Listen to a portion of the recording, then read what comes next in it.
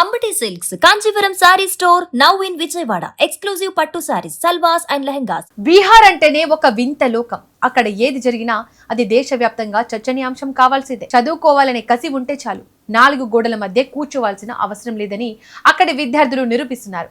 మొన్నటికి మొన్న విమానాశ్రయ రన్వే మీద కూర్చొని పరీక్షలు రాసి అందరినీ ఆశ్చర్యపరిచారు.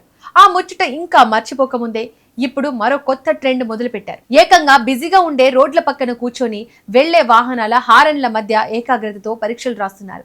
ఈ వింత దృశ్యం ఇప్పుడు సోషల్ మీడియాలో విపరీతంగా చక్కర్లు కొడుతోంది. ఈ అద్భుతమైన ఘటన బీహార్లోని సివాన్ జిల్లాలో వెలుగులోకి వచ్చింది. అక్కడ ఒక ప్రైవేట్ కోచింగ్ సెంటర్ నడిపే యాజమాని తన విద్యార్థులకు పరీక్ష పెట్టాలని అనుకున్నాడు. కానీ అతడి దగ్గర సరిపడా గదులు లేవు. బహుశా ఆ యాజమాని చాలా క్రియేటివ్ గా ఆలోచించి ఉంటాడు.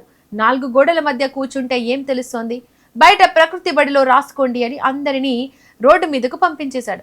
ఇక చూడాలి ఆ దృశ్యం. రోడ్డుకు 2 వైపులా విద్యార్థులు మోకాళ్లపై కూర్చొని మరీ జవాబులు రాస్తున్నారు. పక్క నుంచే లారీలు, కార్ల వేగంగా దూసుకెళ్తున్నాయి. కొందరు విద్యార్థులు ఏకంగా రోడ్డు మధ్యలో కూర్చొని ఉంటే మరికొందరు నిలబడి గోడకు పేపర్లు పెట్టుకుని రాస్తున్నారు. ఆ కోచింగ్ సెంటర్ యాజమాని మాత్రం ఇవేమీ పట్టనట్టుగా హాయిగా తిరుగుతున్నాడు. కనీసం బల్లలు లేవు, కూర్చోడానికి చాపలు కూడా లేవు.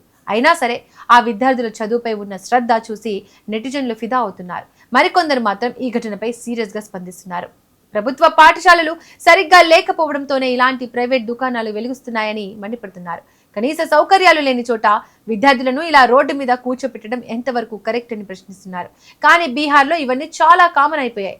అక్కడ పరీక్షలంటేనే ఒక సాహస యాత్రలా మారిపోయింది. పరీక్ష రాయడానికి క్లాస్ రూమ్ కావాలని కోరుకోవడం కంటే రోడ్డు పక్కన ప్లేస్ దొరికిందని సంతోషపడే పరిస్థితి అక్కడ ఉంది. విద్యార్థుల కష్టాన్ని చూసి కొందరు జాలిపడుతుంటే ఆ కోచింగ్ సెంటర్ యాజమాని తెలివితేటలకు మరికొందరు నవ్వుకుంటున్నారు. మొత్తానికి ఈ రోడ్ సైడ్ ఎగ్జామ్ వీడియో ఇప్పుడు ఇంటర్నెట్ ను ఊపేస్తోంది.